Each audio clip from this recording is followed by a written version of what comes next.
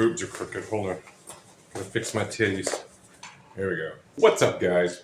Alright, we're at part 1 regarding the nods. Not that great again, like I'm saying. You know, this shit, I'm only wearing it because I think it's funny. It's ridiculous for anybody else to wear it. But anyways, let's go shoot in the dark. Day and Night Vision Scope Binoculars. Well, right off the bat, the device needs to be charged with a standard USB-C type cable, which is included. It comes with an attachable mount. In this case, pops right on. Does not come with a head strap or the helmet, which is purchased separately. This is just a basic helmet. It's not an actual combat helmet. It's just a GoPro or for people who like to LARP and airsoft or whatnot. But no, it's not bulletproof. Do not use it for combat situations, and not like you'd need one anyways. You're a civilian. As you can see there, if you have the bipod and you want to use it as a trail cam, you can, as well as slidey attachee right here.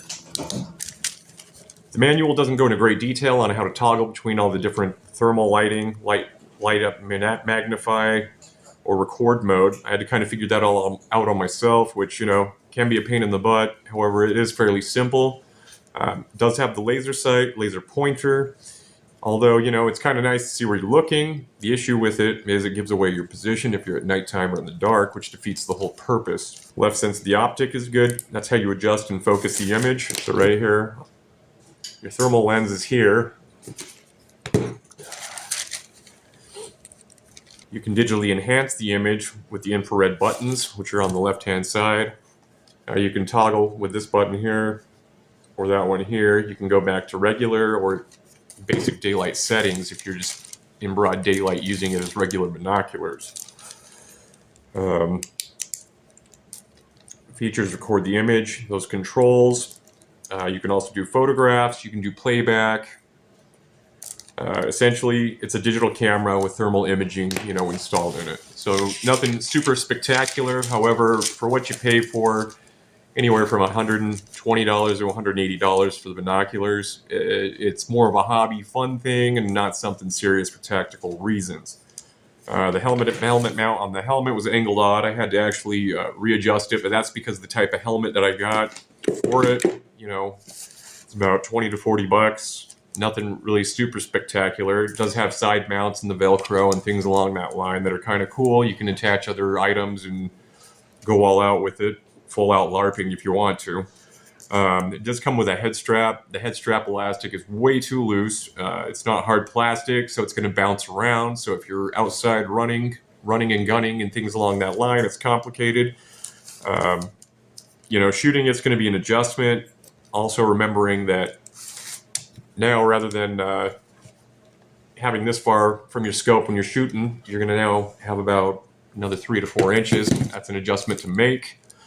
Close quarter combat, same thing. I would recommend a red dot, using that if you're going to be doing indoor shooting or competition in the dark.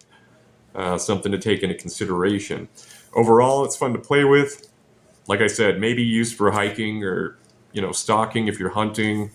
Shooting target practice is kind of fun. It takes some time to adjust with these cheap ones like this. However, if you can buy other models that are thinner, they're not going to be sticking out as far. I would recommend that going down that road. Probably use more if you're into that airsoft stuff or paintball. I mean, the overall cost for the night and day 4K binoculars, like I said, $80 up to about $131 to $180.